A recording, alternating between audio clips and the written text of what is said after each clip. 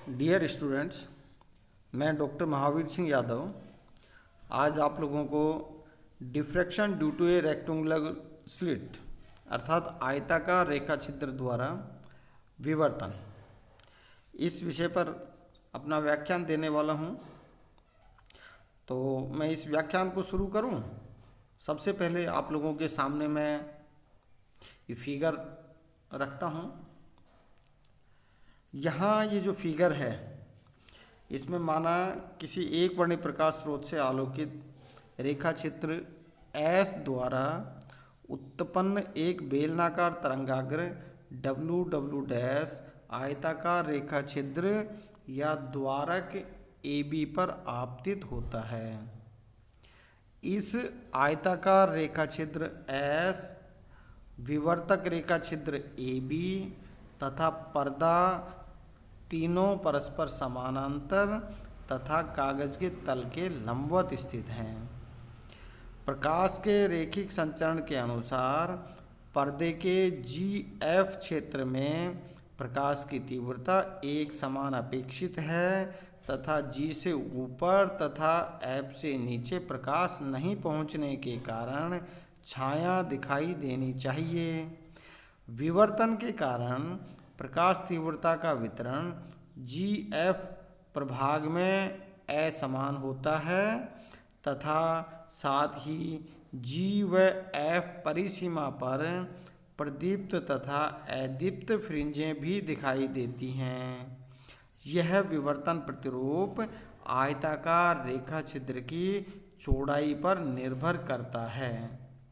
इसलिए यहाँ इस प्रकार के विवर्तन को देखने के लिए इसको दो प्रकार से और हम कर सकते हैं कि जब रेखा छिद्र पर्याप्त चौड़ाई का हो और दूसरा जब रेखा छिद्र क्या है वो संकीर्ण हो। तो दोनों स्थितियों के अंदर अलग अलग कुछ पैटर्न हमें प्राप्त होते हैं, उनकी स्टडी हम इसके अंदर करने वाले हैं। तो सबसे पहले मैं चौड़े छिद्र का जो विवर्तन प्रतिरूप है वो किस तरह का मिलता है उसके ऊपर आप लोगों का ध्यान आकर्षित कर रहा हूँ। अब इसमें मान लीजिए कि जो AB द्वारक है वो इतना चौड़ा है कि इससे अनेक अर्धावर्ती पट्टियाँ उद्भासित होती हैं। अर्थात ये जो अर्धावर्ती जो पट्टियाँ हैं वो अनेक अर्धावर्ती पट्टियाँ इससे पास हो सकती हैं। अतः द्वारक के A व B से समदूर पर्दे पर स्थित बिंदु P पर परिणामी विक्षोभ का आयाम संपूर्ण तरंगाग्र W के कारण उत्पन्न आयाम माना जा सकता है। इसलिए तरंगाग्र में P के संगत ध्रुव O, यहाँ ये जो O है ये ध्रुव है। ध्रुव O से नीचे तथा ऊपर के अर्ध भागों के कारण बिंदु P पर परिणामी आयाम का जो मान होगा वो कितना होगा E0 equal to E01 plus E0 1/2 plus E01 by 2 that is equal to E01। इसको मैं यहाँ इसके द्वारा लिख रहा हूँ। क्यों? जैसा कि हम पहले स्टडी करते आए हैं उसी के अनुरूप यदि खूब सारे उसके अंदर उद्भासित होते हैं तो ऐसी स्थिति के अंदर कितने होंगे?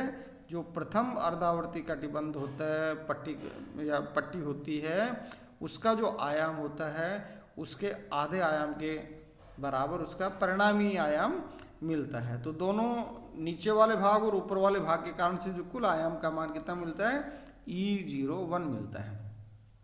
इसलिए बिंदु P पर तीव्रता का मान कितना लिख सकता हूँ I equal to E0 square that is equal to E01 square that is equal to I1। ये इक्वेशन 1 के द्वारा मैंने इसको रिप्रेजेंट कर दिया है। बिंदु P से G व F की तरफ प्रेक्षण बिंदु को ले जाएं तो ऐसी स्थिति में प्रकाश तीव्रता में विशेष प्रभाव नहीं पड़ेगा और P के आसपास प्रकाश तीव्रता लगभग समान रहेगी, परंतु G तथा F के निकट प्रकाश की तीव्रता उसी प्रकार होती है जैसे A व B सीधी कोर हों। इसलिए आयताकार चौड़े छिद्र AB के द्वारा विवर्तन प्रतिरूप दो सीधी कोरों A व B के सम्मिलित प्रभाव के समान होता है, अर्थात G व F के निकट असमान अंतराल एवं तीव्रता की फ्रिंज दिखाई देती हैं। इस प्रकार के प्रकाश का जो तीव्रता वितरण है उसको मैंने आगे इस फिगर के अंदर प्रदर्शित कर दिया गया है। तो यहाँ ये G और F यहाँ P पर और जो प्रकाश की जो तीव्रता है वो क्या रहती है, लगभग समान रहती है, परंतु जैसे जैसे G की तरफ जाते हैं तो प्रकाश की तीव्रता का मान क्या होता है, परिवर्तित होता जाता है। F और G यहाँ जो पैटर्न है किस तरह का मिलता है, एक सीधी कोर से जो विवर्तन का पैटर्न होता है उसी तरह का विवर्तन पैटर्न हमें इसके अंदर मिलता है, तो वो उसको यहाँ इसके अंदर प्रदर्शित कर दिया गया है। अब नेक्स्ट जो मैं आता हूँ तो उसके अंदर क्या आता है, संकीर्ण रेखा छिद्र का विवर्तन प्रतिरूप। अब संकीर्ण रेखा छिद्र से विवर्तन किस तरह का बनता है तो उसको देखने के लिए फिर हम उसी तरह सब वो कर सकते हैं, समझ सकते हैं। तो ऐसी स्थिति के अंदर यहाँ इसके अंदर देखते हैं कि यदि AB द्वारक को बहुत सकरा लें, नैरो वो कर देते हैं, जिससे उसके द्वारा सीमित अर्धावर्ती पट्टियाँ ही उद्भासित हों, अर्थात 1 हो, 2 हो, 3 हो, 4 हो, एक निश्चित मान अर्धावर्ती पट्टियों का वो इससे पास हो, उद्भासित हो, तो चौड़े रेखा छिद्र के सापेक्ष विवर्तन प्रतिरूप भिन्न दिखाई देता है।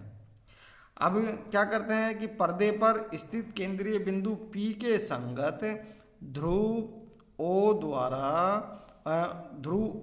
द्वारक का मध्य बिंदु होता है, इसलिए द्वारक में O से ऊपर या नीचे समान संख्या में अर्धावर्ती अर्ध पट्टियाँ स्थित होती हैं।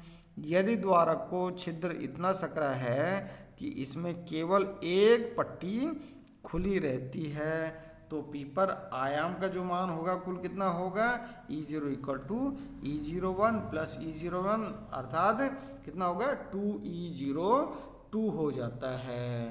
तो इसको मैं किस तरह से वो कर सकता हूँ, यहाँ ये वैल्यू इसका E0 का मान कितना होगा, ये इस इक्वेशन के द्वारा दे दिया है, E0 equal to E01 plus E01 that is equal to 2E01, जिससे P पर तीव्रता I का मान कितना हो जाता है, अर्थात E0 स्क्वायर हो जाएगा तो कितना होगा 4E01 स्क्वायर अर्थात 4I1। ये किसको रिप्रेजेंट करती है, अधिकतम तीव्रता को प्रदर्शित करती है, अर्थात ये P पर क्या हो गया कि ये अधिकतम तीव्रता होगी।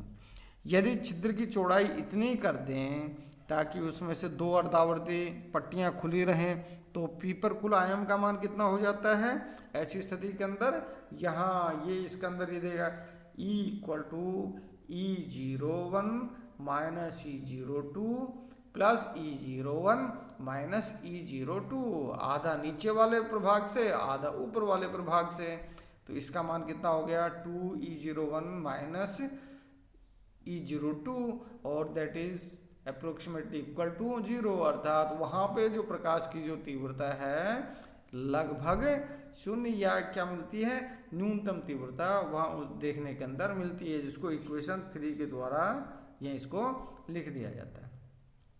इस प्रकार बिंदु P पर प्रकाश की तीव्रता का मान उच्चतम या न्यूनतम होना इस बात पर निर्भर करता है कि द्वारक AB से विषम या सम संख्या की अर्धावर्ती पट्टियाँ उद्भासित होती हैं। अब पर्दे पर बिंदु P के ऊपर या नीचे किसी अन्य बिंदु P1 पर विचार करते हैं। माना प्रेक्षण बिंदु P के लिए द्वारक AB से 3 अर्धावर्ती पट्टियाँ खुली रहती हैं, तो P पर कुल आयाम E0 का मान कितना हो गया, P पर कुल आयाम का मान कितना हो गया, यहाँ ये इसके अंदर वो कर देते हैं कि आयाम का मान ये आ गया P पर कुल आयाम E0 equal to E01 minus E02 plus E03, ये ऊपर वाले भाग से, और इसी तरह बराबर E01 minus E02 plus E03, ये क्या है नीचे वाले प्रभाग से। तो कुल कितना मान हो गया E01, अर्थात जब इसका E02, E01 और E03 का एवरेज वैल्यू है, इसलिए फिर इसका मान कितना आ जाता है, यहाँ E01/2 इधर बच जाता है और E03/2 इधर बच जाता है। नेक्स्ट इसी तरह नीचे वाले प्रभाग से बच जाएगा, E01/2 इधर बचेगा और ये E03/2 ये इधर नीचे वाले प्रभाग से बचता है। तो कुल मिला के कितना आ गया E01 प्लस E03, इक्वेशन 4 के द्वारा इसको लिख दिया है। इस स्थिति में बिंदु P कैसा होगा, प्रदीप्त होगा। अब देखिए, अब बिंदु P को और ऊपर विस्थापित करने से तरंगाग्र के ऊपरी आधे भाग में उद्भासित अर्ध पट्टियों की संख्या कम होगी तथा निचले आधे भाग में उद्भासित अर्ध पट्टियों की संख्या में वृद्धि होगी।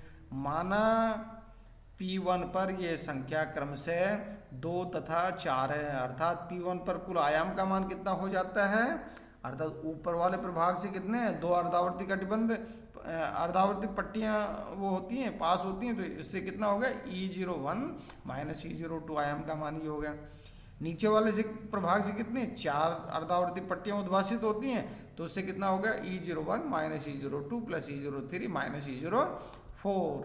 और ऐसी स्थिति के अंदर इसका जो मान है वो कितना मिलता है, न्यूनतम मिलता है। नीचे वाले प्रभाग से लगभग 0 हो जाता है और सम संख्या के अंदर ये उद्भासित हो रही हैं, तो इससे भी नीचे वाले प्रभाग से भी लगभग 0 मिलता है, अर्थात न्यूनतम जो आयाम है वो हमें मिलता है। इसलिए P से और अधिक ऊपर जाने पर तरंगाग्र के ऊपरी आधे भाग से तथा निचले आधे भाग में उद्भासित अर्धावर्ती पट्टियों की संख्या क्रम से कितनी हो जाती है, 1 तथा 5 हो जाती हैं। अब मान ली ऊपर वाले प्रभाग से केवल एक अर्धावर्ती पट्टी जो है वो उससे उद्भासित होती है, पास होती है, और जबकि नीचे वाले प्रभाग से 5 हो जाती हैं। तो कुल आयाम का मान कितना हो गया, उसको इस तरह से दे सकते हैं, अर्थात नीचे वाले E01 प्लस ऊपर वाले प्रभाग से, और नीचे वाले प्रभाग से E01 minus E02 plus E03 minus E04 plus E05। और ऐसी स्थिति के अंदर ये क्या हो जाता है, ये जो आयाम है उसका उच्चतम मान इसके अंदर ही प्राप्त होता है यहाँ पर। तो इस प्रकार से जो बिंदु P से ऊपर या नीचे प्रेक्षण बिंदु P1 को विस्थापित करने पर प्रकाश की तीव्रता एकांतर रूप से न्यूनतम या अधिकतम होती है। ज्यामितीय छाया के क्षेत्र में प्रेक्षण बिंदु लेने पर तरंगाग्र का एक अर्धभाग अवरुद्ध रहेगा तथा दूसरे अर्धभाग का कुछ अंश रेखा छिद्र से उद्भासित होगा।